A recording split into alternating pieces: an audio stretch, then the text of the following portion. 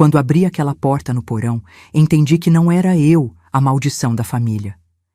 Encontrei as provas do que fizeram com meu irmãozinho. Naquela mesma noite, minhas mãos se tornaram o instrumento da justiça que ninguém mais faria. Boa tarde, meus queridos. Sou Gertrudes Oliveira, mas todo mundo aqui me chama de Dona G.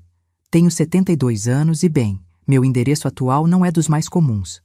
Moro em Jataí, uma cidade bonita lá do interior de Goiás, mas não na parte que vocês conhecem. Eu vivo no Instituto Penal Feminino há quase 60 anos. Sim, uma prisão. Mas não se assustem. Eu não me assustei quando cheguei, e olha que era tudo muito diferente naquela época. Minha vidinha aqui tem uma rotina tranquila. Meu passatempo preferido é a leitura. Ah, como eu amo meus livros! A biblioteca daqui não é grande coisa, mas sempre dou um jeito de conseguir livros novos com as assistentes sociais ou com as visitas de outras detentas. Já li de tudo um pouco: romances, biografias, livros de história, mas tenho um carinho especial por poesia. Palavras bem colocadas me transportam para além destes muros cinzentos. À noite, quando abre o pátio para o banho de sol, ou melhor, banho de lua, eu gosto de sentar num cantinho e olhar para o céu. É incrível como as estrelas continuam brilhando, mesmo para quem está presa. Fico ali, quietinha, pensando na vida, nas voltas que o mundo dá, nas escolhas que fizemos e nas que foram feitas por nós. Comecei a gostar de ler aqui mesmo, na prisão. Antes, eu mal tinha tempo. Ou talvez não tivesse paz de espírito para me concentrar nas letras. Foi uma professora voluntária, a Elvira, que me ensinou o prazer da leitura. Eu já sabia ler, claro, mas não sabia viajar através dos livros. Ela me disse uma vez: Gertrudes, enquanto sua mente puder viajar, nenhuma cela vai te prender de verdade. E não é que ela tinha razão? Estou sentada agora na minha caminha, nesta cela pequena, mas organizada. Tenho uma mesinha improvisada com caixotes onde guardo meus tesouros. Alguns livros, umas cartas antigas, um caderno onde escrevo meus pensamentos. As paredes são de um verde desbotado, mas enfeitei com alguns recortes de revista. Dá para tornar qualquer lugar mais acolhedor quando nos esforçamos um pouquinho. E vocês, meus queridos que estão me assistindo neste exato momento, me façam um favor? Se esse vídeo tocar seu coração, deixe um like e se inscreva no canal. Isso ajuda muito a nossa história a chegar a mais pessoas. E me conta nos comentários, de qual cantinho do Brasil ou do mundo você está me assistindo? Está tomando seu cafezinho da manhã, almoçando ou já se preparando para dormir? Eu imagino vocês do outro lado, e isso me faz sentir menos sozinha nessa minha jornada. Hoje vou contar uma história que guardei por muito tempo. É sobre como um erro pode se transformar em justiça. Sobre como às vezes precisamos atravessar o inferno para encontrar algum tipo de paz. Não é uma história bonita, mas é a minha história. E talvez, só talvez, ela possa servir de alerta para alguém que precisa. Nasci em Gurupi, lá no Tocantins, quando aquilo ainda era norte de Goiás, antes da divisão do estado. Estamos falando de 1953, tempo em que as coisas eram mais simples, mas também mais duras. Meu pai, Juvenal Oliveira, trabalhava na extração de minério. Era um homem alto, de mãos grossas como couro velho, sempre com aquele olhar distante, como quem enxerga algo que ninguém mais vê. A minha mãe, Zenaida Oliveira, era costureira de mão cheia. Fazia vestidos que as mulheres da região disputavam, principalmente para festas de casamento e aniversários. Tinha o rosto fino, cabelos sempre presos num coque apertado e um jeito de andar que parecia que estava sempre com pressa, mesmo quando não estava. Nossa casa ficava na parte mais afastada da cidade. Era uma construção simples, de telha antiga e chão batido nos fundos.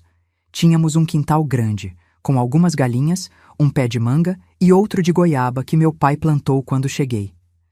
Para a criança ter o que comer, ele dizia, mas aquelas árvores pareciam mais decoração do que alimento.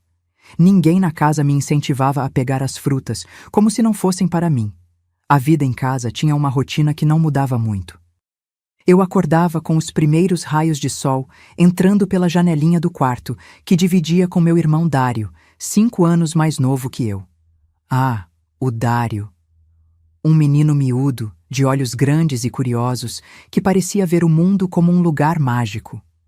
Enquanto eu já tinha aprendido, desde cedo, que magia não existia naquela casa. Antes de ir para a escola, eu ajudava a mãe a preparar o café. Depois, era a caminhada de 20 minutos até a escolinha municipal. Eu gostava daquele trajeto. Era o único momento do dia em que sentia algo parecido com liberdade. A escola era simples, com 3 salas apenas, mas a professora Olívia me tratava com um carinho que eu não conhecia em casa. Foi ela quem percebeu que eu tinha facilidade com as letras e me emprestou os primeiros livros. Depois da aula, eu voltava para ajudar minha mãe nas tarefas de casa. Lavar roupa, varrer, cuidar do Dário. O menino era frágil, tinha nascido com problemas de saúde. Respira errado, dizia meu pai, como se o simples ato de respirar pudesse ser feito de forma errada. Mas eu sabia que não era culpa do Dário. Ele tinha o que chamavam de sopro no coração, precisava de cuidados especiais. À noite, quando meu pai voltava do trabalho, a casa ficava diferente. O ar parecia mais pesado, como se carregado de uma tensão invisível. Jantávamos em silêncio, apenas o tilintar dos garfos no prato. Se Dário tossisse durante a refeição, meu pai batia na mesa. Esse menino veio com defeito, ele murmurava, como se falasse com a comida. As noites eram o pior. Depois que as luzes se apagavam, as paredes da casa pareciam sussurrar. Várias noites eu ouvia passos no corredor. Depois, a porta do quarto de Dário se abria. Minha mãe dizia que ia verificar se ele estava respirando direito. Mas os gemidos que eu ouvia não pareciam de cuidado médico. Muitas vezes, eu colocava o travesseiro sobre a cabeça para não ouvir. E quando não conseguia mais suportar, eu saía escondida para o quintal. Me sentava debaixo do pé de manga e contava estrelas até meus olhos pesarem. As brincadeiras de infância para mim eram diferentes. Enquanto as outras crianças brincavam de roda ou boneca, eu brincava de médica com Dário. Não era uma brincadeira comum. Era minha forma desesperada de tentar confortá-lo depois dos exames que nossos pais faziam quando achavam que ele não estava bem. Eu fingia que tinha poderes mágicos para curá-lo. Passava a mão de leve, onde ele dizia que doía, e cantava baixinho músicas que inventava na hora. Na escola, eu tinha poucas amigas. A Ivonete e a Durvalina eram as únicas que se aproximavam. As outras meninas pareciam sentir algo estranho em mim, como se eu carregasse uma nuvem escura. Uma vez, ouvi a mãe de uma colega dizer: "Não brinque com aquela menina. Tem algo errado com aquela família." E tinha mesmo. Só que ninguém fazia nada. O padre da cidade, seu Eustáquio, uma vez me chamou depois da missa e perguntou se estava tudo bem em casa. Eu quase contei. Mas naquele exato momento, meu pai apareceu na porta da sacristia, com aquele olhar que eu conhecia bem. O olhar que dizia: "Se abrir a boca, vai ser pior." Então eu sorri e disse que estava tudo bem, que só estava cansada porque tinha ajudado muito em casa. O pior dia da minha infância foi quando completei 10 anos. Não houve festa, nem bolo. Apenas meu pai me chamou na sala e disse: "Agora você já está grande o suficiente para entender algumas coisas." Foi a primeira vez que ele me chamou de erro. Disse que eu tinha nascido para trazer desgraça para a família, que desde o meu nascimento só tinha acontecido coisa ruim, inclusive o nascimento do Dário, com defeito. Aquela noite, chorei até adormecer, e sonhei com um lugar longe, muito longe de Gurupi. Um lugar onde ninguém me chamava de erro, onde Dário podia respirar sem dor, onde as mangas do quintal eram para serem comidas e não apenas olhadas. Mas quando o sol nasceu, eu ainda estava ali, no mesmo quarto, na mesma casa, com o mesmo peso sobre os ombros. E foi assim que passei minha infância, entre sussurros nas paredes, olhares cortantes do meu pai, silêncios da minha mãe e a respiração difícil de Dário. Cada dia era sobreviver até o próximo. Cada noite era esperar que o amanhecer chegasse logo. E no fundo do meu coração, Uma pergunta que nunca tinha coragem de fazer em voz alta. Se eu era o erro, por que parecia que eram eles que estavam fazendo tudo errado? Foi quando eu completei 14 anos que as coisas começaram a ficar ainda mais estranhas em casa. Dário, com seus 9 aninhos, estava cada vez mais frágil. O sopro no coração parecia piorar, embora nunca tivéssemos visto um médico de verdade. Meus pais diziam que sabiam cuidar dele melhor que qualquer doutor da cidade. Uma tarde de julho de 1967, voltei da escola e percebi um movimento diferente. Um carro que nunca tinha visto antes estava parado na frente da nossa casa, coisa rara em Gurupi naquela época. Era um homem de terno, conversando em voz baixa com meu pai na varanda. Quando me viu chegando, meu pai fez um gesto brusco com a mão, mandando eu entrar pela porta dos fundos. Obedeci, como sempre fazia. Pela janela da cozinha, vi que o homem entregou uma maleta a meu pai. Parecia pesada. Depois, os dois apertaram as mãos, como quem fecha um acordo importante. Quando o carro partiu, levantando poeira na estrada de terra, meu pai entrou com aquele sorriso raro nos lábios, o tipo de sorriso que só aparecia quando algo o agradava muito. "Zenaida, chegou o que precisávamos!" Ele gritou, indo direto para o porão. Sim, nossa casa tinha um porão. Um lugar úmido e escuro, com uma porta sempre trancada. Meu pai dizia que guardava ferramentas e coisas perigosas lá, por isso ninguém podia entrar. Mas naquela noite, os dois passaram horas lá embaixo. O que mais me assustou não foi o tempo que passaram no porão, mas o silêncio que veio depois. Normalmente, à noite, eu ouvia os gemidos de Dário através da parede fina que separava nossos quartos. Naquela noite, nada. Um silêncio pesado, como se o ar tivesse sido sugado da casa. Na manhã seguinte, quando perguntei sobre Dário, minha mãe apenas disse: "Está descansando, melhor não incomodar." 3 dias se passaram assim. 3 dias sem ver meu irmão. Eu perguntava, insistia, e sempre recebia a mesma resposta: "Está descansando." No 4º dia, enquanto arrumava a cozinha depois do almoço, ouvi uma conversa entre meus pais. Eles estavam no quarto, com a porta entreaberta, e não perceberam minha presença no corredor. "Acho que não está funcionando, Juvenal", minha mãe dizia, a voz trêmula. "Tem que funcionar. O homem garantiu que era isso que precisávamos. Mas olha como ele está, pior do que antes. É a adaptação. O corpo dele está se acostumando. E se alguém descobrir? A escola já está perguntando." Meu pai baixou a voz a um sussurro furioso. "Ninguém vai descobrir nada. Já falei na escola que ele está com sarampo. Compramos tempo. E se der errado, bem, a culpa é dela mesmo."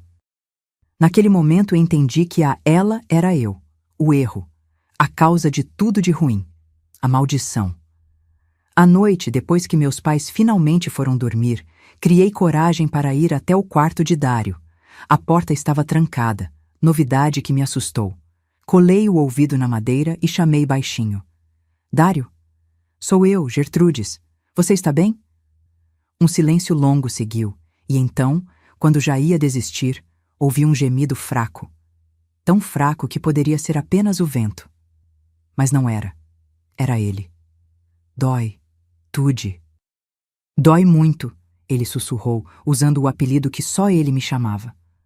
"O que dói, Dário? O que eles fizeram com você?" "Não sei.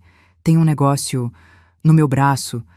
E eles filmam." "Filmam?" Aquilo não fazia sentido. Que filme? Por que filmar um menino doente? Antes que pudesse perguntar mais, ouvi passos no corredor. Corri para meu quarto e fingi dormir, o coração batendo tão forte que achei que fosse explodir. No dia seguinte, durante o café, notei que minha mãe tinha olheiras profundas. Meu pai parecia nervoso, checando o relógio a todo momento. "Vou precisar que você vá direto para casa depois da escola hoje", ele me disse, sem olhar nos meus olhos. "Sua mãe e eu temos que ir a Araguaína buscar uns remédios para seu irmão. Voltamos amanhã." Aquilo era estranho. Eles nunca me deixavam sozinha em casa antes. Mas concordei, vendo ali uma oportunidade. Na escola, não consegui prestar atenção em nada. A professora Olivia até me perguntou se estava tudo bem, notando minha distração. Quase contei a ela, quase pedi ajuda. Mas as palavras do meu pai ecoavam na minha cabeça. A culpa é dela mesmo. E se fosse verdade? E se Dário estivesse sofrendo por minha causa? Quando voltei para casa, o carro dos meus pais já não estava lá. Entrei devagar, o silêncio pesando como chumbo. Fui direto ao quarto de Dário, mas a porta continuava trancada. Chamei seu nome várias vezes, mas não houve resposta. Foi então que notei algo. A porta do porão estava destrancada. Um fino raio de luz escapava pela fresta. Meu coração acelerou. Em todos os meus 14 anos, nunca tinha estado naquele porão. Era proibido. Perigoso. Desci os degraus de madeira devagar, cada passo fazendo o assoalho velho ranger. O cheiro foi a primeira coisa que notei. Um cheiro forte de produtos químicos, misturado com algo doce e podre. A luz vinha de uma lâmpada fraca pendurada no teto. O porão não era grande, mas estava organizado como uma espécie de, não sei bem explicar, como um consultório improvisado. Havia uma maca no centro, com correias de couro nas extremidades. Uma mesa com instrumentos que nunca tinha visto antes. Vidros com líquidos de cores estranhas. E num canto, uma máquina que reconheci das aulas de ciências. Um projetor de filmes. Ao lado dele, uma pilha de latas redondas. Filmes. Senti meu estômago revirar. Tomada por um impulso que não consegui controlar, peguei uma das latas, abri e coloquei o rolo no projetor, como tinha aprendido na escola. Liguei o aparelho, apontando para a parede branca. As imagens que surgiram me fizeram cair de joelhos. Era Dário. Meu pequeno Dário, amarrado àquela mesma maca. Meu pai aplicava uma injeção no braço dele, enquanto minha mãe ajustava alguma coisa num aparelho ao lado. O rosto do meu irmão contorcia-se de dor, mas não havia som no filme. Só imagens cruas, em preto e branco, do sofrimento dele. Mudei para outro filme, e mais outro. Anos de tratamentos, anos de experimentos, anos do meu irmão sendo usado como... Não consigo nem dizer a palavra. Alguns filmes mostravam procedimentos tão cruéis que tive que virar o rosto. Em outros, apenas o mediam. Anotavam coisas, como um estudo científico macabro. O último filme que assisti mostrava Dário muito mais magro, quase irreconhecível. Ele não se movia mais. Apenas olhava fixamente para a câmera, como se implorasse. Como se soubesse que aquele seria seu último registro. Quando a projeção acabou, fiquei ali parada, no escuro, sem conseguir chorar, sem conseguir gritar. Uma dormência tomou conta do meu corpo. Não era mais dor ou medo o que sentia. Era outra coisa. Algo que crescia dentro de mim como uma tempestade. Voltei ao andar de cima e tentei novamente a porta do quarto de Dário. Desta vez, empurrei com toda a força, jogando meu corpo contra a madeira. A fechadura velha cedeu. A porta abriu-se num estalo. O quarto estava vazio. A cama arrumada, como se ninguém dormisse ali há dias. Os poucos brinquedos que ele tinha, organizados na prateleira. Na parede, um calendário onde minha mãe marcava os dias com X vermelho. A última marca era de 3 semanas atrás. Sentei na cama dele e, finalmente, as lágrimas vieram. Chorei por horas, abraçada ao travesseiro que ainda tinha seu cheiro. Chorei até não ter mais lágrimas. Quando a noite chegou, eu já sabia. Dário não estava descansando. Dário não estava em lugar nenhum. Os filmes que vi foram os últimos registros dele. O que não entendia era por quê. Por que meus próprios pais fariam isso? Que tipo de pessoas eram elas? Naquela mesma noite, encontrei uma caixa embaixo da cama dos meus pais. Dentro, cartas de um tal Instituto de Pesquisas Especiais. Cartas mencionando pagamentos por resultados. Mencionando como o espécime era perfeito para os testes devido à sua condição cardíaca rara. O espécime era Dário. Meu irmão tinha sido vendido para experiências, e não apenas vendido, usado pelos próprios pais como cobaia por anos. A última carta parabenizava meus pais pelos dados coletados e lamentava a perda do espécime, mas garantia que as informações seriam valiosas para a ciência. Havia um cheque anexado. Um valor que para nossa família humilde era uma fortuna. Foi como se algo dentro de mim quebrasse. Não era eu a maldição da família. Não era eu o erro. O verdadeiro erro estava ali, diante dos meus olhos, naquelas cartas, naqueles filmes, naquela casa toda. Passei a noite acordada, sentada na cozinha, as provas espalhadas na mesa, esperando. O ódio que crescia dentro de mim era calmo, quase sereno. Quando o sol começou a nascer, ouvi o carro chegando. Ouvi as vozes dos meus pais, animadas, falando sobre as novas encomendas que traziam. E quando eles abriram a porta e me viram ali, sentada com todas as provas expostas, seus rostos mudaram. Não vi medo como esperava.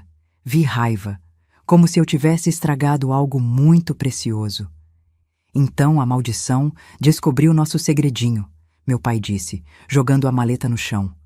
E eu, pela primeira vez na vida, não abaixei a cabeça. Olhei diretamente para eles e perguntei: "O que vocês fizeram com o Dário? Onde está meu irmão?" A resposta da minha mãe me atingiu como um tapa. "Enterrado no quintal, debaixo daquela mangueira que você tanto gosta. Foi o único serviço que aquele inútil prestou. Adubar uma árvore." As palavras da minha mãe ecoavam na minha cabeça enquanto eu olhava para aqueles dois estranhos à minha frente. Porque era isso que eles eram. Estranhos. Não pai e mãe, não família. Apenas duas pessoas que eu nunca realmente conheci. "Você não vai contar para ninguém", meu pai disse. Não como pergunta, mas como ordem. Ninguém acreditaria numa menina como você, a filha problemática, a que sempre deu trabalho. Minha mãe se aproximou, seu perfume enjoativo invadindo meu espaço, e acariciou meu cabelo de um jeito que deveria parecer maternal, mas só me causou arrepios. "Gertrudes, minha filha, você precisa entender. O que fizemos foi importante. Para a ciência. Para o futuro. Seu irmão, ele já estava condenado mesmo com aquele coração defeituoso. Pelo menos assim, a vida curta dele serviu para algo maior." Afastei a mão dela com um movimento brusco. "Algo maior? Vocês o torturaram. Eu vi os filmes. Ele implorava para vocês pararem." Meu pai deu um soco na mesa que fez tudo saltar. "Você não entende nada. Aquele instituto nos procurou quando souberam da condição rara dele. Nos ofereceram dinheiro, muito dinheiro.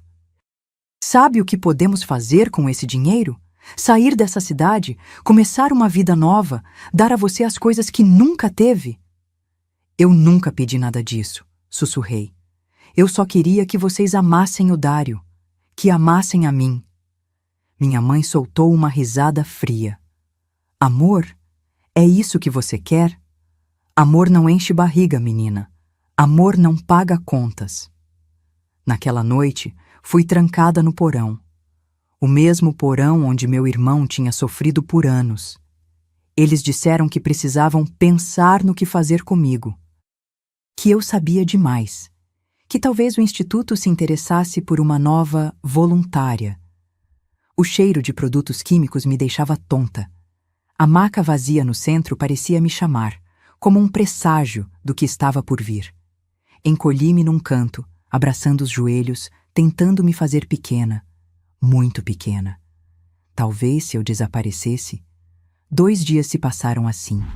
Eles desciam para me dar água e um pedaço de pão duro, sempre os dois juntos, sempre de olho em cada movimento meu. À noite, eu ouvia suas vozes discutindo lá em cima. Planos. O que fazer com a filha que descobriu tudo? No 3º dia, o homem de terno voltou. Eu ouvia seus passos no andar de cima, sua voz grave misturada às dos meus pais. Depois, silêncio. E então, passos na escada do porão. Ele era mais jovem do que imaginei. Talvez 30 anos. Óculos redondos, cabelo penteado para trás com brilhantina. Carregava uma prancheta e me olhava como se eu fosse um objeto curioso em uma vitrine. "Esta é a menina?" Perguntou sem se dirigir a mim, mas a meu pai que vinha logo atrás. Sim, doutor. Como falei, ela descobriu tudo. O homem se aproximou, segurou meu queixo, virou meu rosto para um lado e para outro, como quem examina uma fruta no mercado. Saudável. Mais velha que o menino, mas ainda serve. O instituto tem interesse em casos de histeria feminina também. Minha mãe, parada na escada, falou ansiosa. Então, o acordo continua? Mesmo depois do incidente com o menino? O homem ajustou os óculos. Com algumas modificações. Esta aqui precisará de dosagens diferentes e precisaremos de documentação assinada como se fosse uma internação voluntária em clínica psiquiátrica, para cobrir nossas bases. Foi então que entendi completamente. Eles iam me entregar, como fizeram com Dário. Eu seria a próxima voluntária, a próxima contribuição à ciência. O homem saiu prometendo voltar em 2 dias com os papéis necessários. Meus pais voltaram a me trancar, mas agora havia um brilho diferente nos olhos deles, o brilho do dinheiro, da ganância. Naquela noite, enquanto estava deitada no chão frio do porão, ouvi passos leves na escada. A porta se abriu devagar e vi a silhueta da minha mãe.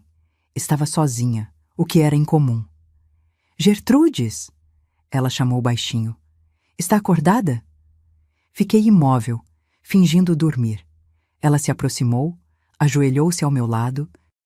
Senti sua mão no meu cabelo novamente, aquele carinho falso que agora me enojava. Sabe? Ela começou, pensando que eu dormia. Eu nunca quis filhos. Seu pai que insistiu. E quando você nasceu, tão difícil, chorando tanto, pensei que seria a única aprovação. Então veio o Dário, com aquele coração fraco. Foi como um castigo. Ela fez uma pausa longa. Mas agora vejo que foi uma bênção. O dinheiro que recebemos pelos dados do Dário, e agora você. Vamos poder começar de novo, longe daqui. Talvez até no Rio de Janeiro. Ela continuou falando, mais para si mesma que para mim, sobre os planos, sobre como usariam o dinheiro. Em nenhum momento mencionou culpa ou arrependimento. Em nenhum momento soou como uma mãe falando da filha. Era como se falasse de mercadoria. Quando ela finalmente saiu, abri os olhos e encarei a escuridão. Algo havia mudado dentro de mim. O medo deu lugar a outra coisa. Uma determinação fria. Uma certeza. Eu não seria a próxima contribuição à ciência. Na manhã seguinte, quando meu pai desceu com o café, notei que ele estava diferente. Mais descuidado.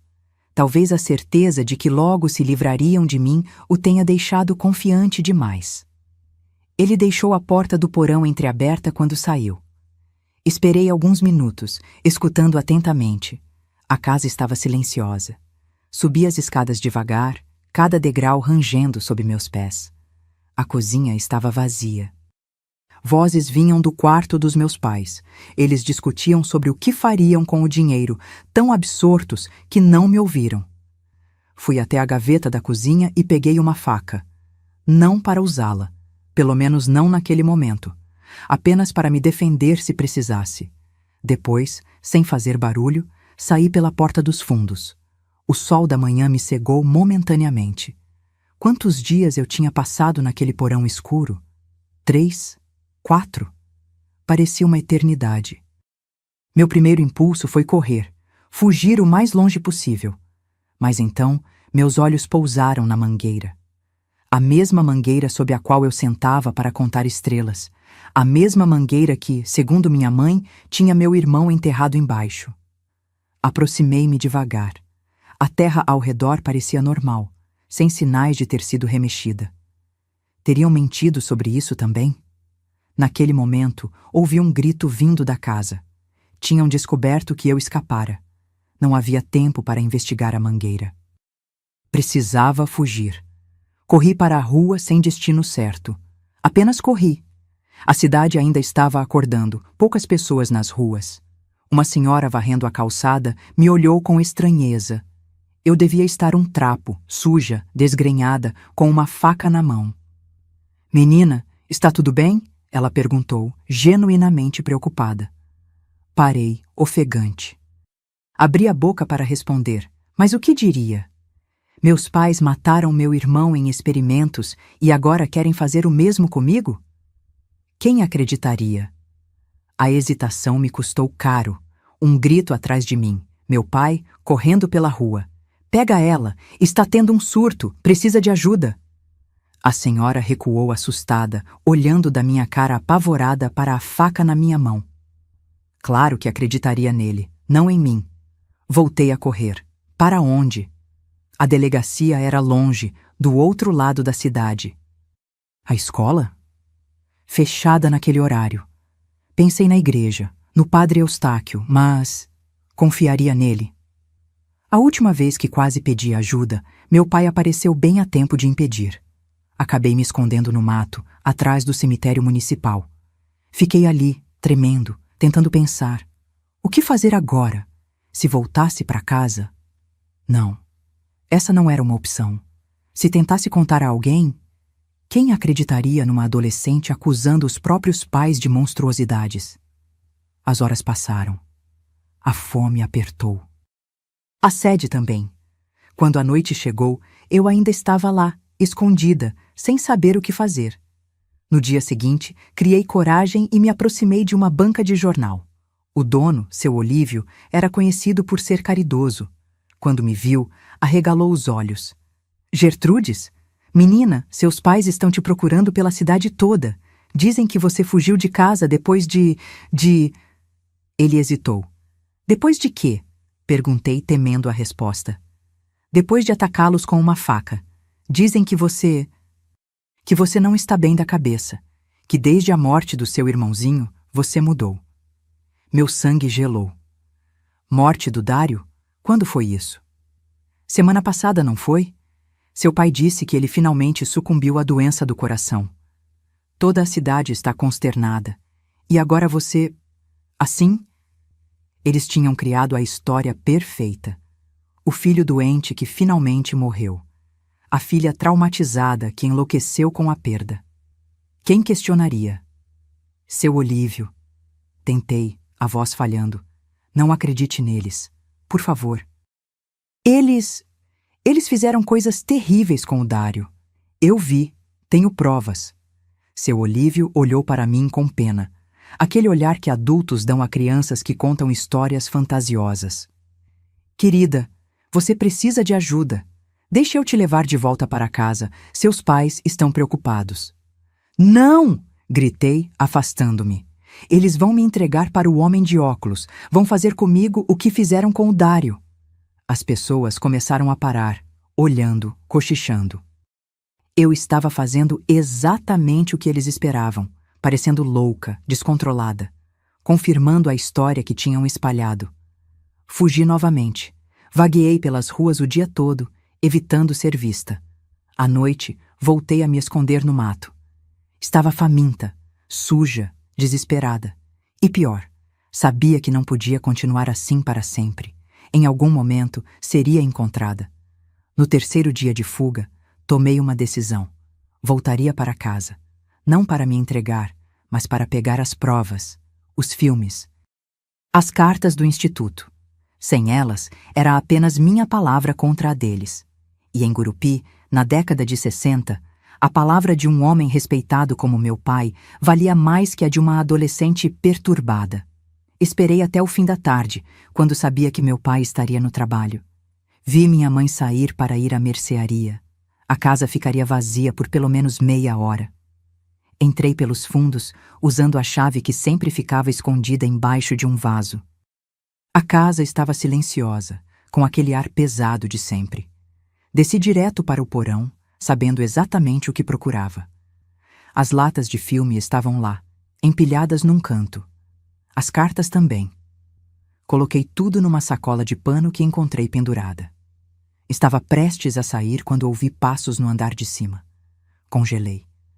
Sabia que você voltaria. A voz da minha mãe, fria como gelo, vinha do topo da escada. Ela começou a descer lentamente, cada passo ecoando no porão vazio. Nas mãos, trazia algo que nunca tinha visto antes, uma seringa cheia de um líquido amarelado.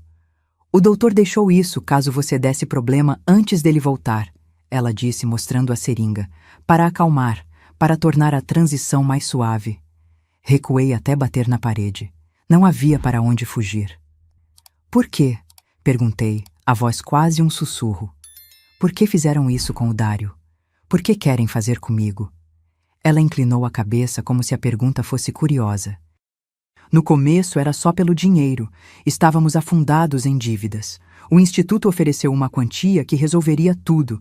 Seu pai aceitou imediatamente. Eu hesitei, confesso. Mas depois do primeiro pagamento, percebi que poderíamos ter a vida que sempre sonhei. Ela deu mais um passo na minha direção.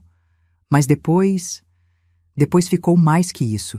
Era fascinante ver os resultados, ver até onde o corpo humano aguenta. O doutor dizia que estávamos fazendo história. E agora, com você, as possibilidades são ainda maiores. Você não é minha mãe, falei, as lágrimas escorrendo pelo rosto. Uma mãe de verdade nunca faria isso. Algo lampejou nos olhos dela. Raiva, arrependimento, mas logo se foi. Ser mãe foi um erro. Você foi um erro. Dário foi um erro. Mas agora posso consertar tudo. Ela avançou com a seringa. Eu me abaixei, a sacola com as provas ainda firme em minhas mãos.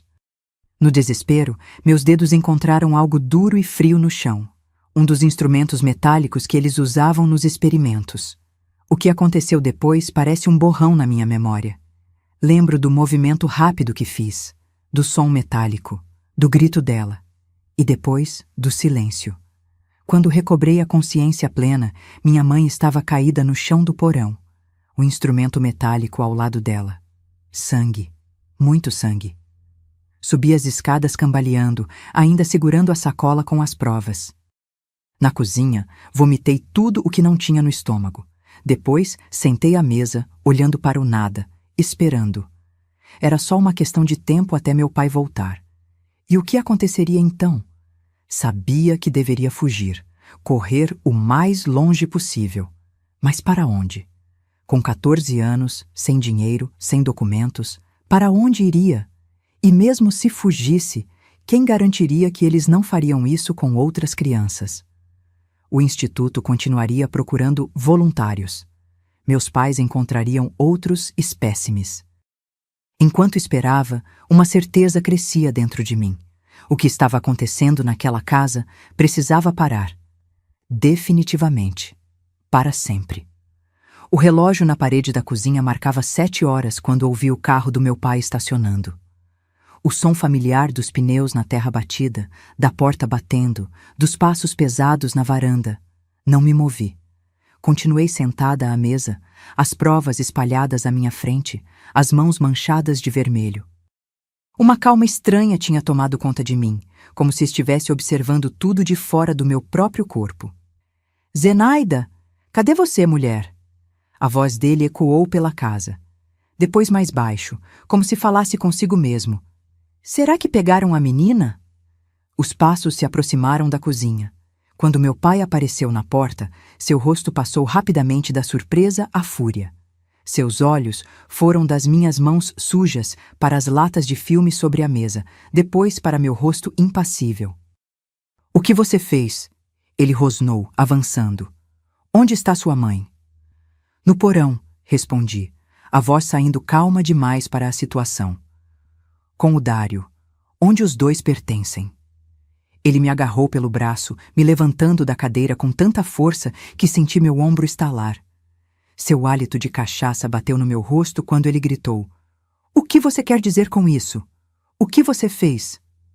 Não respondi. Apenas olhei nos olhos dele, sem piscar, sem medo. Aquilo pareceu assustá-lo mais que qualquer palavra. Ele me soltou, como se minha pele queimasse, e correu para o porão. O grito que ouvi em seguida não parecia humano. Era algo primitivo, animal. Depois, passos tropeçados subindo a escada. Quando ele voltou à cozinha, parecia ter envelhecido 10 anos. O rosto pálido, os olhos vidrados. Você... Ele balbuciou, apontando para mim, incapaz de completar a frase. Não me movi da cadeira. Ela ia me dar a mesma injeção que vocês deram ao Dário, a que o matou. O que você esperava que eu fizesse? Deixar vocês me venderem para aquele instituto também? Meu pai cambaleou até a mesa, apoiando-se nela para não cair. Por um momento, vi algo como confusão em seu rosto. Talvez remorso? Mas durou apenas um segundo. A raiva voltou com força total. Você destruiu tudo, ele disse, a voz baixa e perigosa. Todo o nosso trabalho, todo o dinheiro, nosso futuro. Que futuro? Construído sobre o sofrimento do Dário? Sobre a minha dor?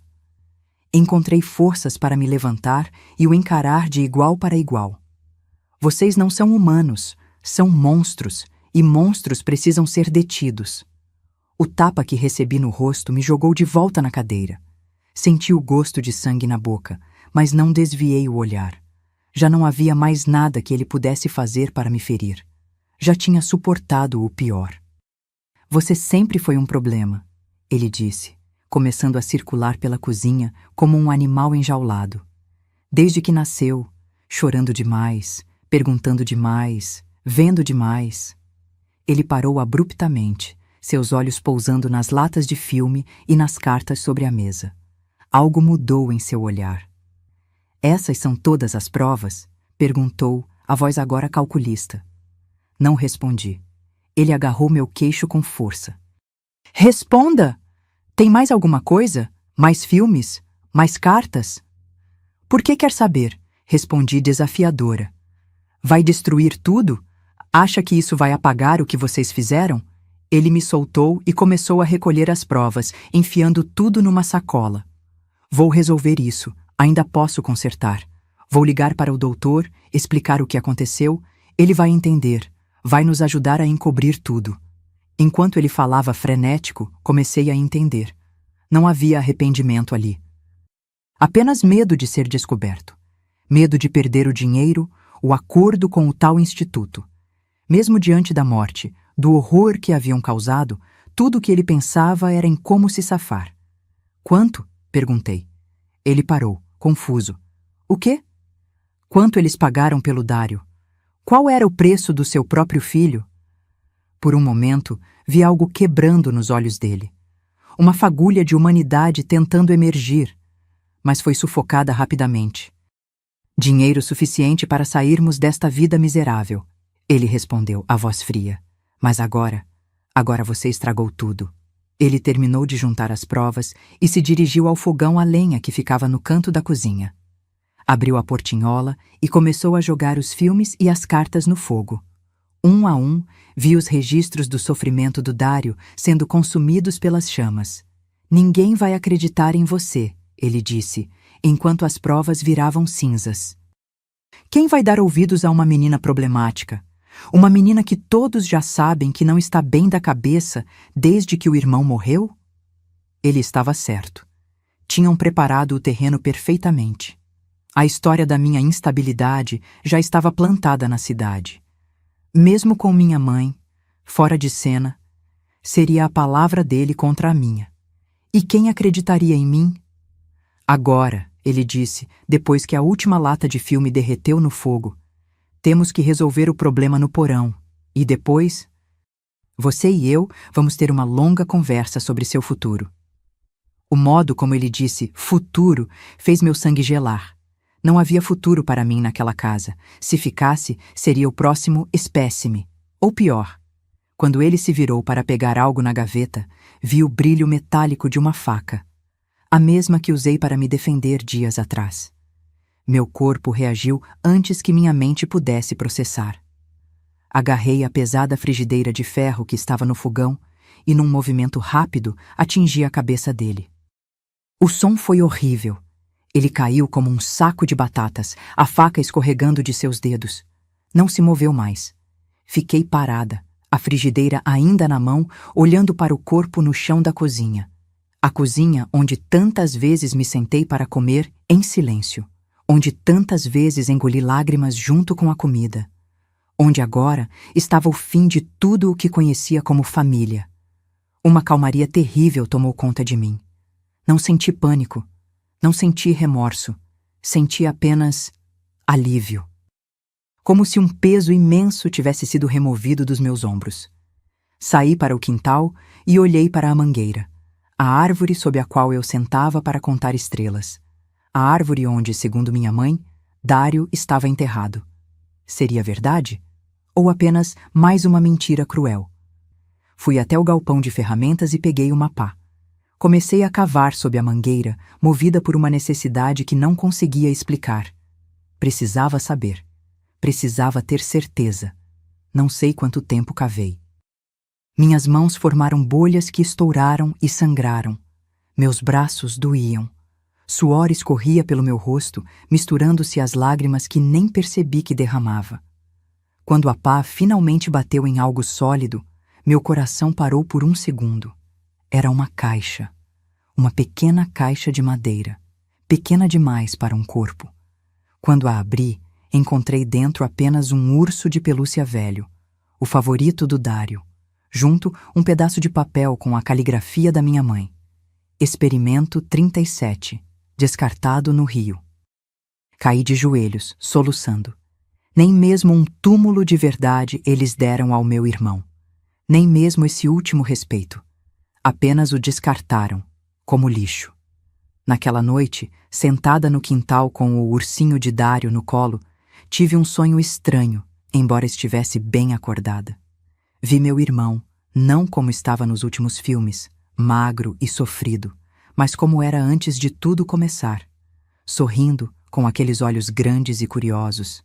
Ele não falou nada. Apenas sorriu e apontou para as estrelas. Quando olhei para cima, vi uma estrela cadente cortando o céu escuro de Gurupi. Fiz um pedido, o mais sincero da minha vida. Que nenhuma criança jamais passe pelo que passamos. A manhã chegou, e com ela, a necessidade de decidir o que fazer. Não havia mais volta.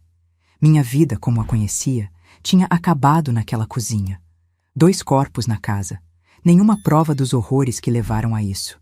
Apenas eu, uma adolescente de 14 anos, que todos já acreditavam estar perturbada.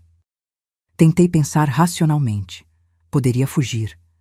Tentar chegar a uma cidade maior onde ninguém me conhecesse. Começar de novo.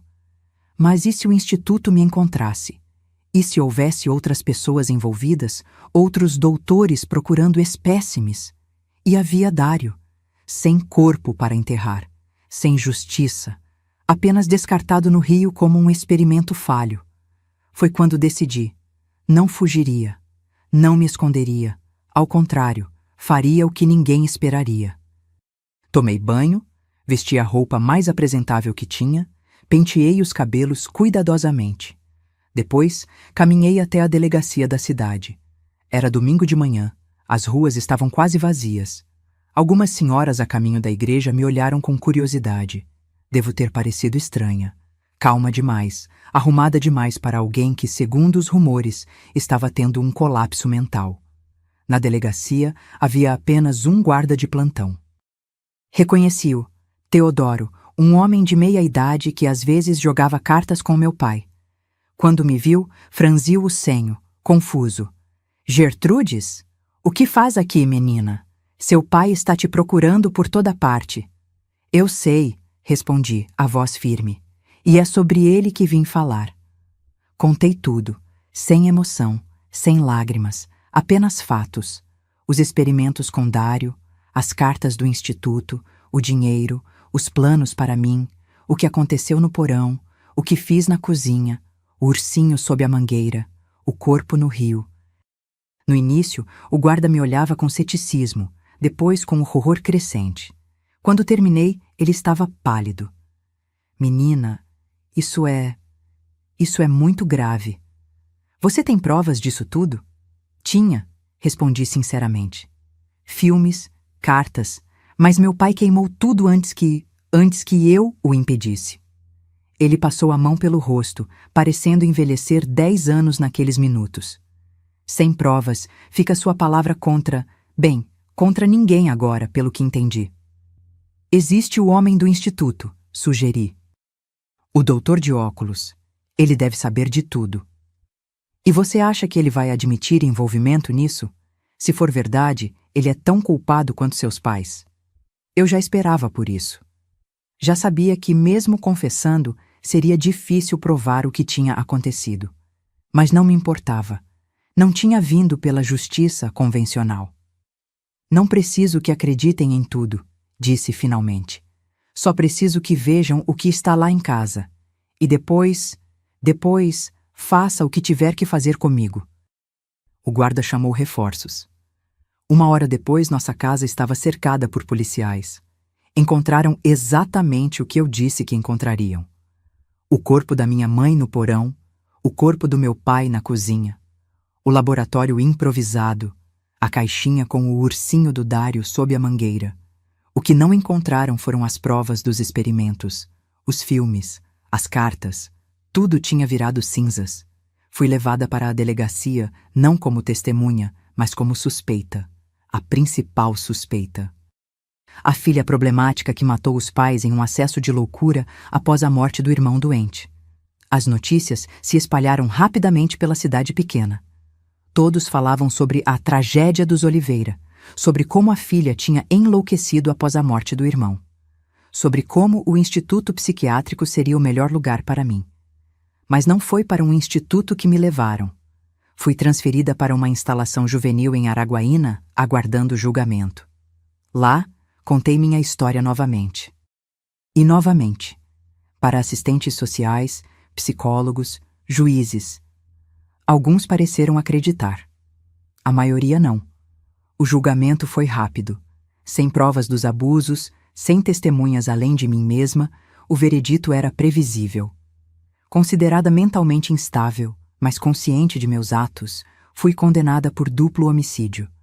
Por ser menor de idade, cumpriria pena até os 21 anos em uma instituição para menores infratores, depois seria transferida para uma penitenciária comum. Na noite anterior à minha transferência, recebi uma visita inesperada. Era o guarda Teodoro, aquele que primeiro ouviu minha confissão. Gertrudes, ele disse, a voz baixa para que ninguém mais ouvisse.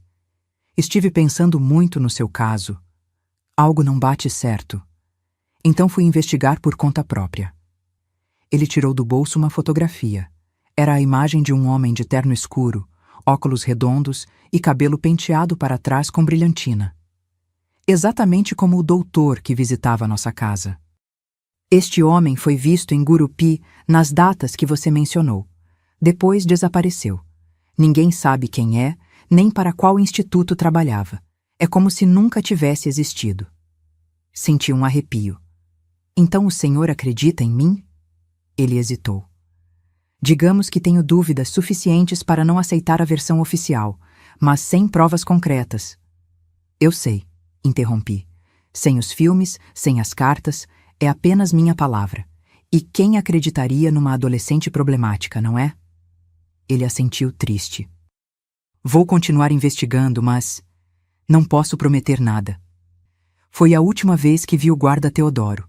Meses depois, soube que ele tinha sido transferido para outra cidade, após insistir em reabrir meu caso sem autorização superior. E assim, aos 14 anos, comecei minha vida no sistema carcerário. Uma vida longe de Gurupi, longe das lembranças, mas nunca completamente livre dos pesadelos. Dos sonhos onde via Dário, não sorrindo como naquela noite sob a mangueira, mas como estava nos filmes, amarrado, sofrendo, implorando com os olhos para que a dor parasse.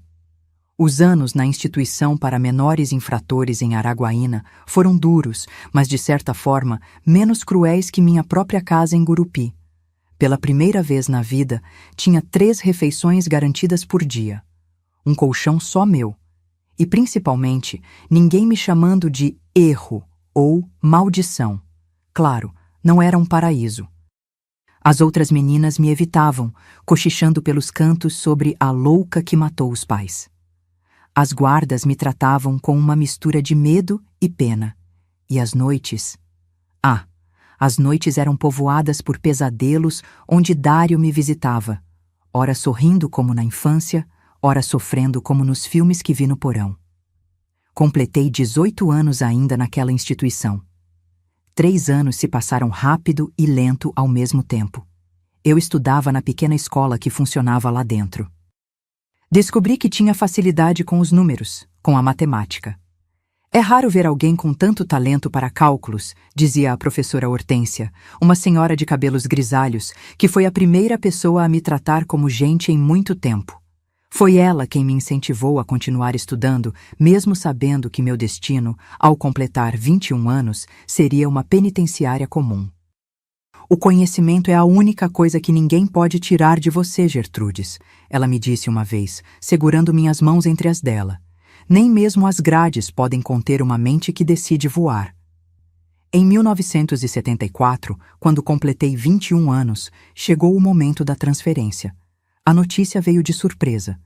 Eu seria levada para o recém-inaugurado Instituto Penal Feminino de Jataí. Era longe, em outro estado, mas a superlotação nas penitenciárias mais próximas não deixou alternativa.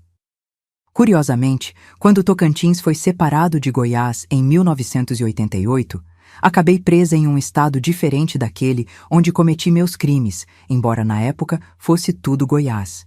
Foi como se o destino quisesse marcar ainda mais a separação entre meu passado e meu presente. Lembro do dia da transferência como se fosse ontem.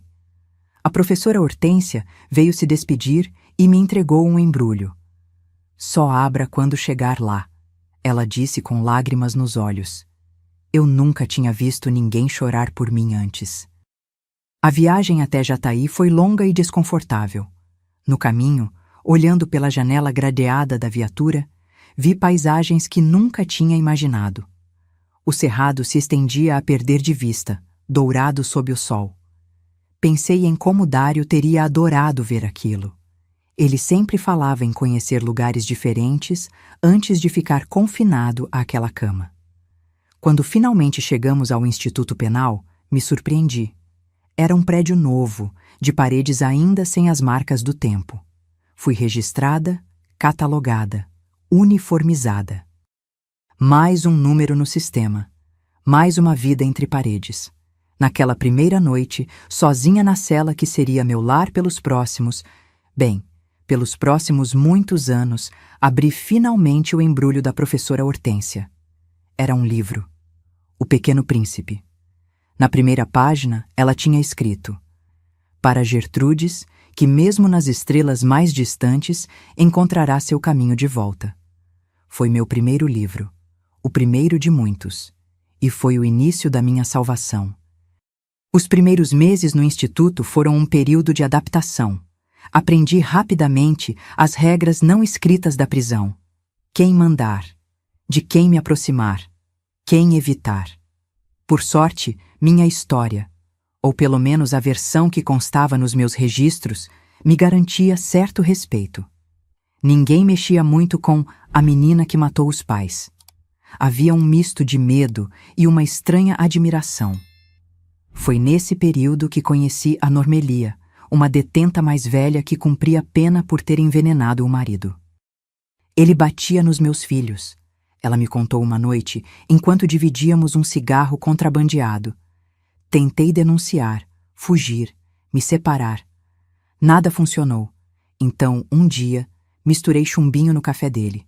Não me arrependo nem um pouquinho. Normelia se tornou minha primeira amiga de verdade. Ela tinha quase 40 anos quando nos conhecemos, cabelos já grisalhos nas têmporas, mãos calejadas de quem trabalhou duro a vida toda. Tinha um jeito maternal, mesmo sendo durona quando precisava. Talvez tenha visto em mim a filha que deixou para trás. Talvez eu tenha visto nela a mãe que nunca tive. Foi ela quem me ensinou a sobreviver na prisão. A fazer artesanato com materiais simples para ganhar alguns trocados. A negociar pequenos favores, a manter a dignidade mesmo usando uniforme. O segredo não é tentar escapar dessas paredes, ela dizia, mas construir um mundo dentro delas. Os anos passaram. Minha vida se estabeleceu numa rotina previsível. Acordar com o toque de recolher.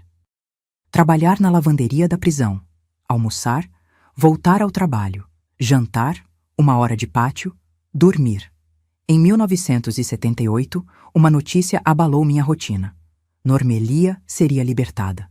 Sua pena, reduzida por bom comportamento, tinha chegado ao fim. A alegria que senti por ela se misturava a um medo terrível de ficar sozinha novamente. Na véspera de sua saída, sentamos no pátio enquanto ela fumava seu último cigarro como detenta. "O que vou fazer sem você, Normélia?" Perguntei, sem conseguir esconder o tremor na voz. Ela me olhou com aqueles olhos que pareciam ler minha alma. "Você vai continuar, Gertrudes, como sempre fez, como sempre vai fazer. Você é mais forte do que pensa." "Tenho medo", admiti, algo que nunca tinha dito em voz alta antes. Não do que tem aqui dentro, mas do vazio, do silêncio quando os pesadelos vierem. Normélia apagou o cigarro cuidadosamente e guardou a bituca no bolso. Até nisso ela era organizada. "Vou te dizer uma coisa, menina, e quero que você grave bem." Ela segurou meu rosto entre as mãos, me forçando a olhar diretamente nos olhos dela. "O que aconteceu com você e seu irmão foi uma monstruosidade. O que você fez depois?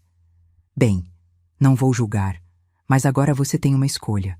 Pode passar o resto da vida sendo prisioneira não só dessas paredes, mas das suas memórias. Ou pode decidir viver, mesmo aqui dentro." "Como?" perguntei, as lágrimas finalmente escapando. "Encontre um propósito, ajude alguém, aprenda algo novo, faça com que cada dia, mesmo idêntico ao anterior, tenha um significado." Na manhã seguinte, Normelia partiu.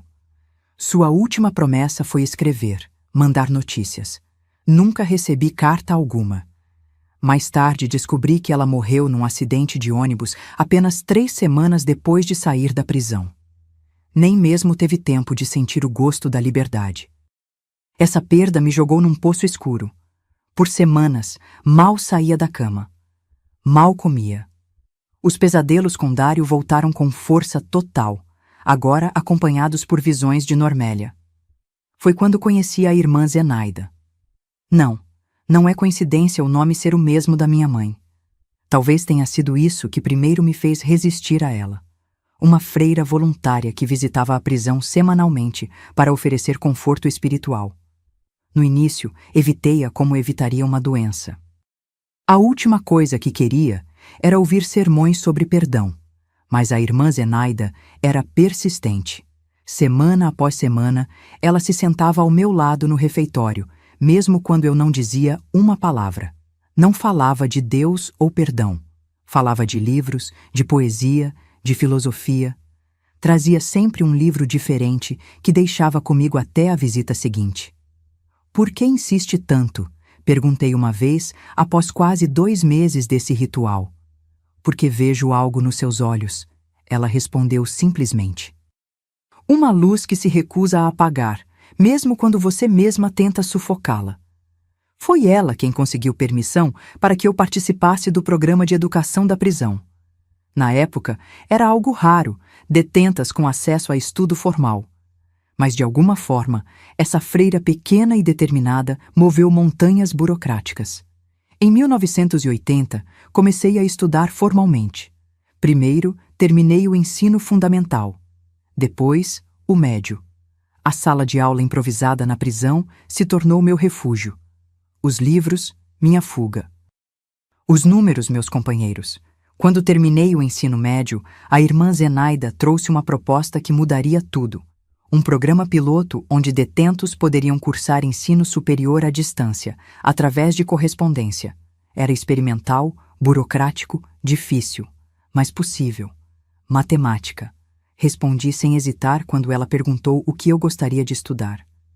Quero entender os números, as equações, a lógica. Durante 5 anos, estudei como nunca. As apostilas chegavam mensalmente.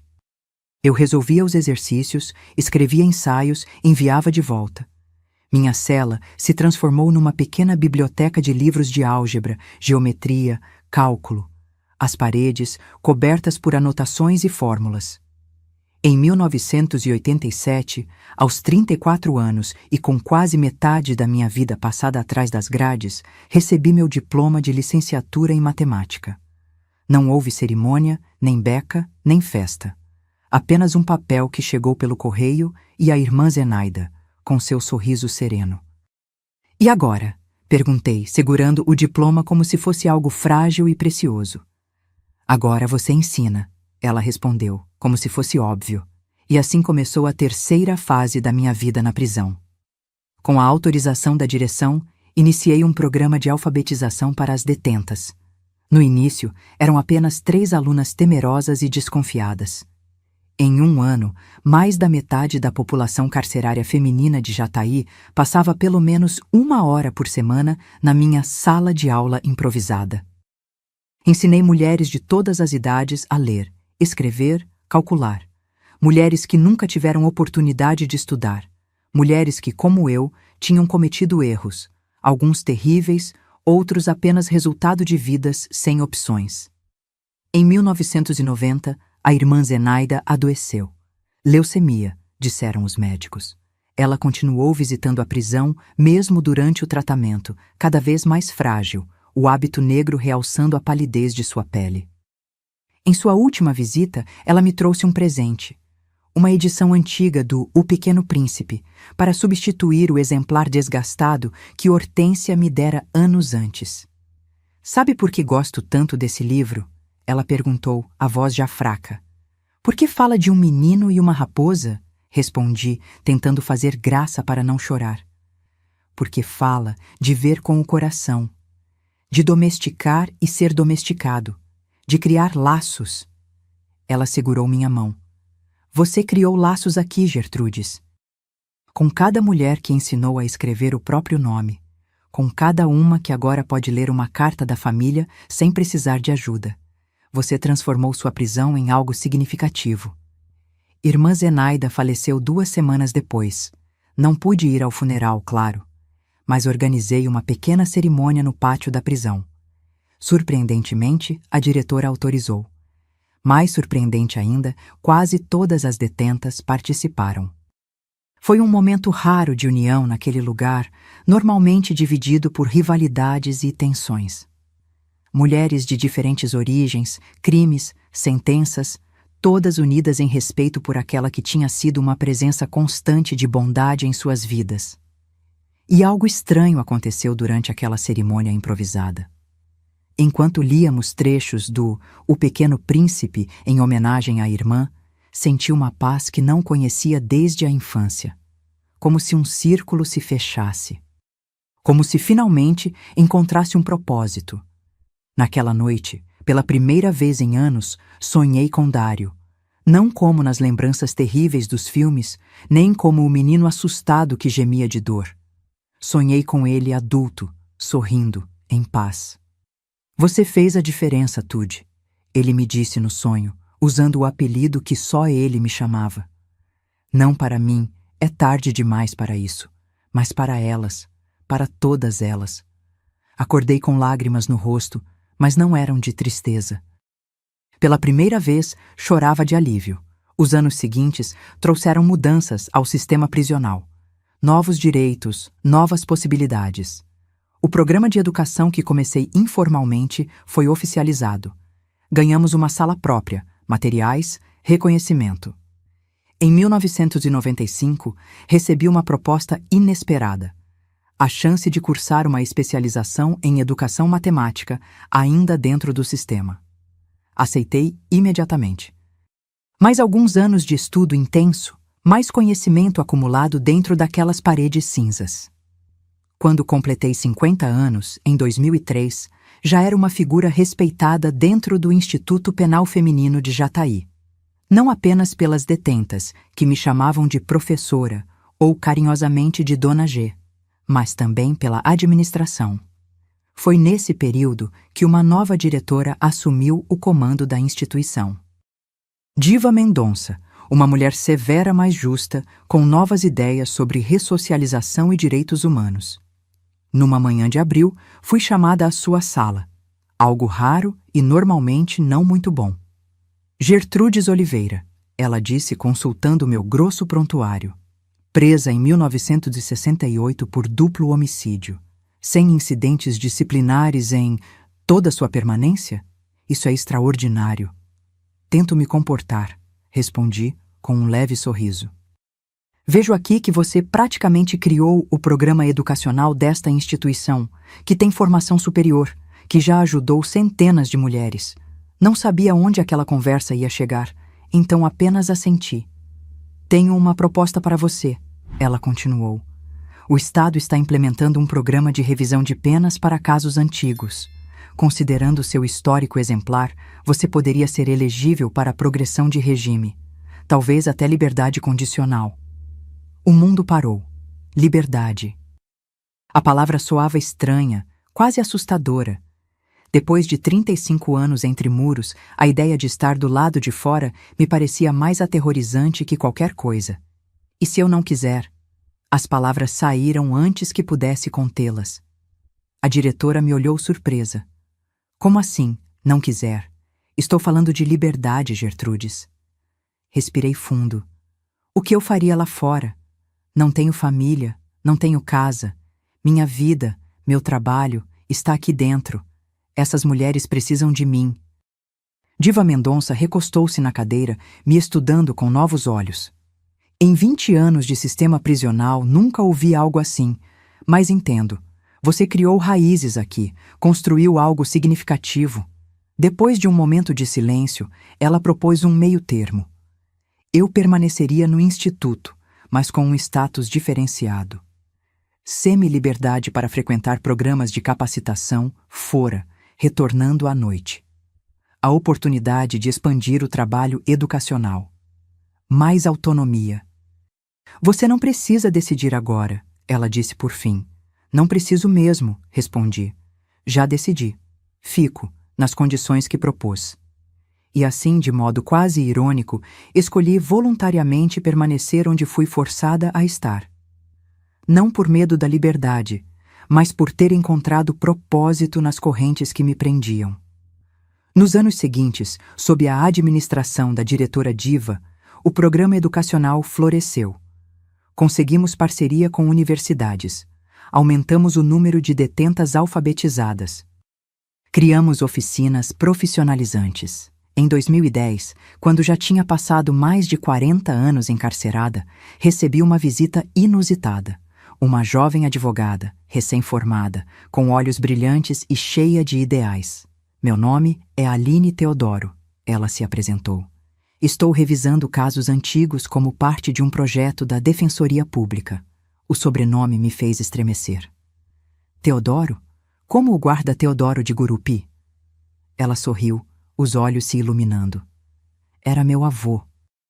Ele faleceu há 5 anos, mas me deixou suas anotações, inclusive sobre seu caso. Meu coração acelerou. Depois de tanto tempo, aquela conexão com o passado, com o único homem que tentou acreditar em mim, parecia quase mística. Ele nunca esqueceu sua história, continuou Aline.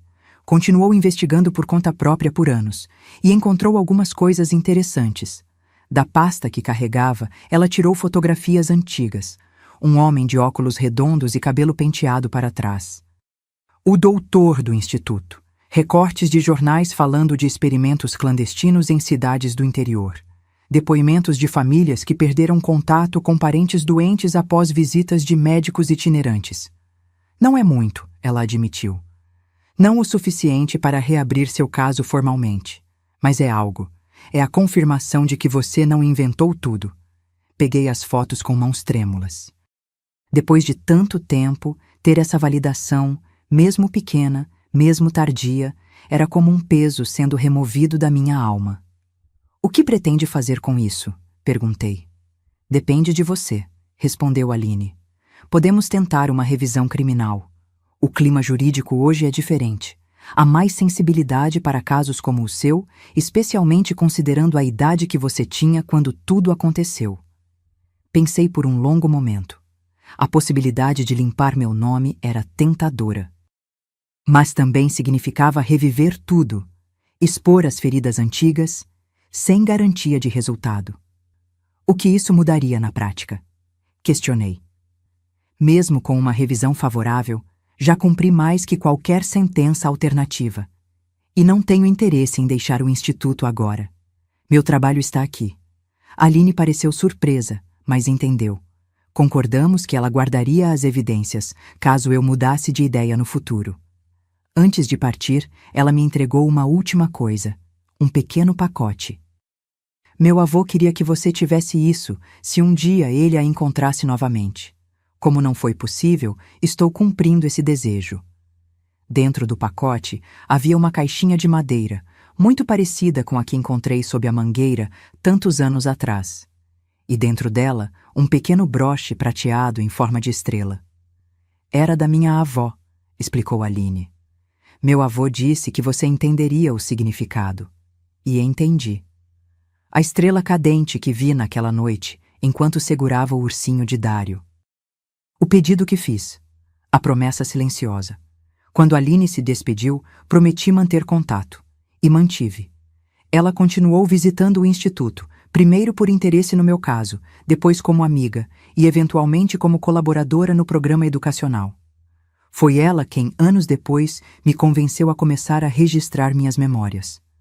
Sua história precisa ser contada, ela insistia. Não apenas a tragédia, mas o que você construiu depois dela. E assim, cheguei aos 70 anos, em 2023, ainda dentro destes muros, mas de uma forma totalmente diferente da menina assustada que entrou no sistema décadas atrás. Não mais uma prisioneira da minha história, mas uma mulher que encontrou propósito, mesmo nas circunstâncias mais improváveis. Agora, aos 72 anos, vivo uma rotina tranquila aqui no Instituto Penal Feminino de Jataí. As pessoas sempre se surpreendem quando digo que encontrei paz entre essas paredes. Como pode alguém encontrar serenidade numa prisão? Mas a verdade é que construí meu pequeno mundo aqui. Meus dias começam cedo. Às 5 da manhã, já estou desperta, muito antes do toque oficial. Gosto desse momento de silêncio absoluto, quando posso sentir que o mundo ainda está dormindo. Sento-me na beirada da minha cama e observo os primeiros raios de sol filtrando pelas grades da janela, criando padrões geométricos no chão de concreto. Um espetáculo diário que nunca me canso de admirar. O café da manhã é servido às 6h30. Com o passar dos anos e meu status diferenciado, ganhei alguns privilégios. Posso tomar meu café na pequena biblioteca que ajudei a construir, rodeada por livros que são como velhos amigos. A biblioteca do Instituto começou com apenas uma prateleira, fruto de doações conseguidas pela irmã Zenaida. Hoje, são mais de 3.000 volumes, organizados e catalogados com o mesmo cuidado que dedicaria a tesouros. Depois do café, vem minha parte favorita da manhã: as aulas. Embora oficialmente aposentada do programa educacional, ainda recebo um grupo de senhoras mais velhas 3 vezes por semana. Chamamos nosso encontro de Café com Matemática, um momento onde ensinamos umas às outras. Elas me ensinam sobre a vida, sobre receitas de família, sobre as pequenas alegrias que encontraram em suas existências complicadas. Eu as ensino a administrar o dinheiro que recebem das famílias, a calcular quanto tempo falta para suas penas terminarem, a entender porcentagens e frações. A idade me trouxe alguns achaques. Os joelhos doem nas manhãs frias. A vista já não é tão boa quanto antes. Uso óculos para leitura, presente da diretora Diva no meu aniversário de 65 anos. As mãos, às vezes, tremem levemente, especialmente quando estou cansada. Mas a mente? A mente continua afiada como sempre. O almoço é um momento de socialização, como no refeitório principal, onde sou tratada com uma mistura curiosa de respeito e carinho. Dona G, me chamam as mais jovens, muitas das quais ensinei a ler. Professora, dizem as mais velhas. Ninguém mais se lembra ou se importa com o motivo que me trouxe aqui. Sou apenas a senhora de cabelos brancos que ajudou a transformar um pedaço deste lugar. As tardes são para a leitura. Li tantos livros nessas décadas que perdi a conta. Comecei com romances simples, passei para clássicos, mergulhei em filosofia e ciências. Hoje, tenho um gosto especial por astronomia, talvez pelo mesmo motivo que sempre gostei de olhar as estrelas. A vastidão do universo me lembra que nossas vidas, com todas suas dores e alegrias, são apenas um grão de areia numa praia infinita. 3 vezes por semana, tenho o privilégio de 1 hora adicional no pátio, à noite, quando as outras detentas já estão recolhidas. A diretora Diva implementou essa concessão especial há anos, quando notou meu fascínio pelo céu noturno. Para observação astronômica, diz oficialmente o documento que autoriza. Na prática, é meu momento mais íntimo de conexão com o universo. Nesses momentos, sento-me num banco de concreto no canto mais escuro do pátio, longe das luzes fortes dos holofotes. De lá, posso ver um pedaço generoso do céu, emoldurado pelos muros altos. Sei identificar constelações, planetas, até mesmo alguns satélites que cruzam silenciosamente sobre nossas cabeças. Quando há lua cheia, gosto de observar suas crateras, imaginando como seria pisar naquela superfície distante. Foi durante uma dessas sessões de contemplação, há alguns anos, que tive uma epifania. Olhando para Vega, uma das estrelas mais brilhantes do nosso céu, lembrei-me que sua luz levou 25 anos para chegar até nós. Ou seja, eu estava vendo a estrela como ela era quando eu tinha cerca de 45 anos. E me ocorreu. Também nossos atos e escolhas viajam pelo tempo, afetando pessoas muito depois que foram realizados. Os experimentos horríveis que meus pais realizaram com Dário afetaram não apenas meu irmão naquele momento, mas toda a minha vida subsequente. E, por extensão, as vidas de todas as mulheres que pude ajudar aqui dentro. Como ondas se expandindo num lago, nossas ações têm consequências que vão muito além do que podemos imaginar. Esta reflexão me trouxe uma paz que nunca imaginei possível. Não é que tenha perdoado meus pais. Não sei se algum dia chegarei a esse ponto. Mas entendi que, de alguma forma misteriosa, o horror que vivemos serviu para algo maior. A dor de Dário, minha prisão, tudo se transformou numa força que me permitiu ajudar centenas de mulheres ao longo das décadas. Minha cela hoje é mais um pequeno apartamento. Com o tempo, ganhei o direito de personalizá-la. Nas paredes, além dos inevitáveis calendários que marcam o tempo, tenho mapas celestes, fotografias de galáxias distantes, poemas que gosto de reler. Uma pequena estante abriga meus livros favoritos, aqueles que não consigo doar para a biblioteca geral, pois se tornaram parte de mim. Na mesinha ao lado da cama, guardo meus tesouros mais preciosos. O broche de estrela que recebi de Aline, uma edição desgastada de O Pequeno Príncipe, já no 3º exemplar, pois os anteriores se desfizeram de tanto serem lidos, e uma pequena caixa de madeira. Dentro dela, um pedaço de papel amarelado pelo tempo, meu diploma de matemática, o primeiro grande marco da minha segunda vida. Aos domingos, recebo visitas. Não de familiares, claro, mas de ex-alunas que passaram pelo instituto e hoje estão em liberdade. Trazem notícias do mundo exterior, fotos dos filhos e netos, às vezes um bolo caseiro ou biscoitos. É minha forma de família, construída não por laços de sangue, mas por conexões mais profundas.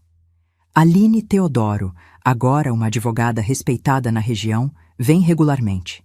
Foi ela quem me convenceu a começar a registrar minhas memórias. Sua história não pode morrer com você, Dona G, ela insiste. Ela precisa servir de lição, sobre o mal que humanos podem fazer uns aos outros, mas principalmente sobre como é possível reconstruir-se das cinzas.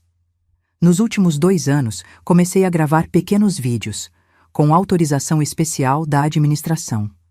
Falo sobre minha vida, sobre o sistema prisional, sobre educação e redenção.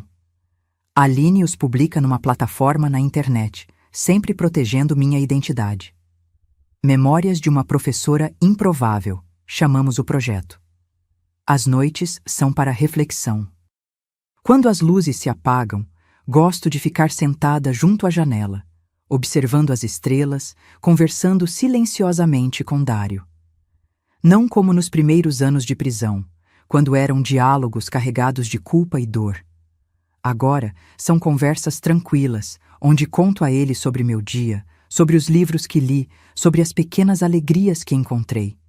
Não tenho ilusões sobre o futuro. Com 72 anos e uma sentença perpétua, sei que morrerei nestas paredes. Mas não me entristece. Aqui encontrei meu propósito, minha paz. Aqui transformei uma condenação em missão. Aqui, de forma improvável, construí uma vida que tem sentido. Quando as pessoas me perguntam se me arrependo do que fiz naquela cozinha em Gurupi, há tantas décadas, respondo com sinceridade: arrependo-me da dor, não da justiça. Se pudesse voltar no tempo, talvez buscasse outro caminho, denunciar ao invés de agir por conta própria. Mas naquela Gurupi dos anos 60, com aquelas circunstâncias, quem pode dizer o que teria acontecido? O que sei com certeza é que, de alguma forma misteriosa, a prisão me libertou. Entre estas paredes, encontrei uma liberdade que nunca conheci no mundo exterior. A liberdade de construir algo significativo, de ajudar outras mulheres, de encontrar beleza mesmo nos lugares mais improváveis. E quando olho para as estrelas, em minhas sessões noturnas no pátio, sinto uma conexão profunda com o universo. As mesmas estrelas que Dário e eu admirávamos da sombra da mangueira em Gurupi continuam lá, imutáveis em sua beleza distante. E de alguma forma isso me conforta. De alguma forma isso me faz sentir que tudo está exatamente como deveria estar. Meus queridos, que chegaram comigo até aqui, nesta jornada pelos cantos mais escuros e também mais luminosos da minha alma, tenho algumas palavras finais para compartilhar. Se você está passando por momentos de escuridão profunda, saiba que mesmo nas noites mais escuras, as estrelas continuam lá, mesmo que temporariamente invisíveis. Aprendi que a idade não define nossa força, mas sim nossa capacidade de recomeçar cada dia. Minhas rugas são mapas de sobrevivência, cada uma conta uma história de dor superada. O tempo não cura todas as feridas, mas nos ensina a viver com elas e ainda assim sorrir. Minha história não é sobre o que fizeram comigo, mas sobre como escolhi responder. A vida me ensinou que até na escuridão mais profunda, nossa luz interior nunca se apaga. Em qualquer país, em qualquer cultura, em qualquer circunstância, lembre-se, você tem o poder de transformar sua dor em propósito. Não é fácil. Não é rápido, mas é possível. Eu sou prova viva disso. Descobri que somos mais fortes do que imaginamos, especialmente quando pensamos que não aguentamos mais. Se você conhece alguém que está sofrendo, estenda sua mão. Seja a professora Hortência, a Normélia, a irmã Zenaida ou a Aline na vida de alguém. Às vezes, um pequeno gesto, um livro, uma palavra gentil, um momento de escuta sincera, pode literalmente salvar uma vida, e busque ajuda onde estiver. Em cada canto do mundo existem pessoas e organizações dedicadas a proteger os mais vulneráveis. A dignidade humana é um direito universal, não importa onde você esteja. Nunca é tarde para buscar apoio. Nunca é tarde para recomeçar. Aprendi que a verdadeira fortaleza não está em nunca cair, mas em levantar todas as vezes. Que nossa história não termina nos capítulos dolorosos, que sobreviver é uma forma de resistência e viver bem é a melhor vingança. Antes de me despedir, quero fazer um pedido especial. Se esta história tocou seu coração de alguma forma, inscreva-se no canal e ative o sininho para ser notificado sobre novos vídeos. Cada inscrição é uma forma de garantir que histórias como a minha, histórias de superação, mesmo nas circunstâncias mais improváveis, continuem sendo contadas. E me deixe nos comentários apenas uma palavra: estrelas. Essa palavra será nosso código secreto, uma forma de eu saber que você acompanhou minha jornada até o final, que entendeu que mesmo nas noites mais escuras, há luz lá em cima, nos guiando. Faça isso agora, não espere nem mais um minuto. Obrigada por me ouvirem. Por permitirem que uma senhora de 72 anos, de dentro de uma prisão em Jataí, possa talvez tocar suas vidas de alguma forma. A cada noite, quando olhar para o céu, lembrarei de vocês.